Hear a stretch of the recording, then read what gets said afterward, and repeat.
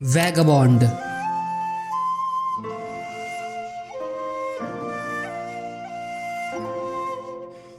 जब भी हम वैगबॉन्ड के बारे में बात करते हैं तो सबसे पहले हम उसकी आर्ट वर्क के बारे में बात करते हैं और उसके बारे में बात होनी भी चाहिए, और ताकि हिको इनोए को उस चीज के लिए बहुत ज्यादा प्रेज भी मिलना चाहिए। लेकिन मुझे लगता है कि कई बार हम उसकी स्टोरी को इग्नोर कर देते हैं, हम कई बार उन थीम्स को इग्नोर कर देते हैं जो कि ये स्टोरी एक्सप्लोर करती है। लेकिन आज की वीडियो में ऐसा नहीं है। आज हम उन्हीं थीम्स के बारे में बात करेंगे जो कि ये स्टोरी एक्सप्लोर करती है through मुसाशीज life.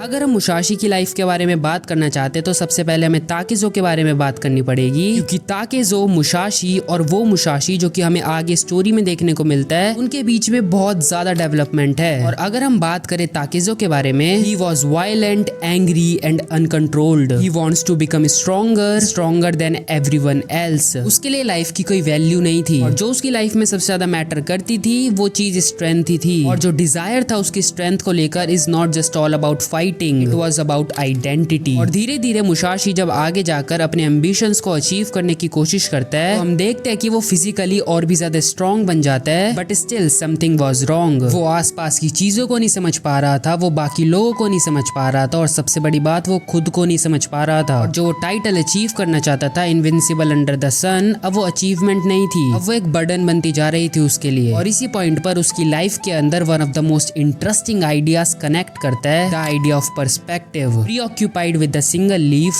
you wouldn't see the tree. Preoccupied with the single tree, you will miss the entire forest. और हम देखते हैं कि ये चीज मुसाशी भी रियलाइज करता है, और इसी वजह से उसकी लाइफ के अंदर आगे आने वाली आर्क और भी ज्यादा इंपॉर्टेंट हो जाती है।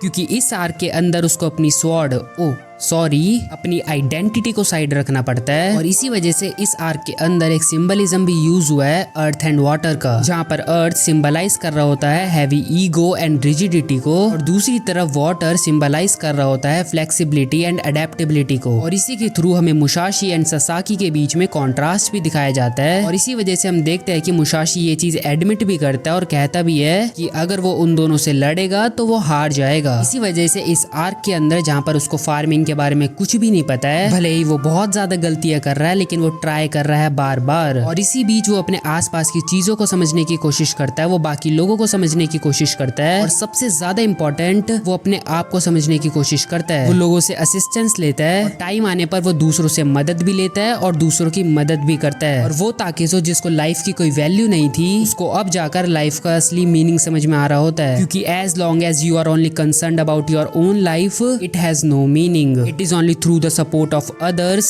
that one's life has any value. और वो ताकेज़ो जो कि हमने स्टोरी के स्टार्ट में देखा था वो पूरी तरीके से बदल चुका है। और इस आर्क को रीड करने के बाद मेरे दिमाग में बस एक ही चीज आई थी, मुझे वैगबॉन्ड इतनी ज्यादा पसंद है ही क्यों। और शायद मेरे पास उस चीज का आंसर भी है, क्योंकि मेरे लिए इस स्टोरी ने स्ट्रेंथ को रीडिफाइन करा है कि हमेशा ट्रू पावर तुम्हारी फिजिकलिटी में लाई नहीं करती, sometimes it's one's character and mind. Secondly, the value of life, और इस चीज को बहुत ज्यादा अच्छे से मुसाशी की लाइफ के थ्रू एक्सप्लोर करा जाता है। And lastly, human reflection. ये स्टोरी क्वेश्चन करती है तुम्हारे उन एम्बिशंस को और तुम्हारे बर्डन्स को, और तुम्हें ये बताती है कि life is a series of movements and every movement is equally important. जिस वजह से अगर तुम कोई चीज ट्राई कर रहे हो और तुम उसमें फेल हो रहे हो तो ये सब चलता है, बस अपनी स्वॉर्ड को थोड़ी देर के लिए साइड रखो and just live your life.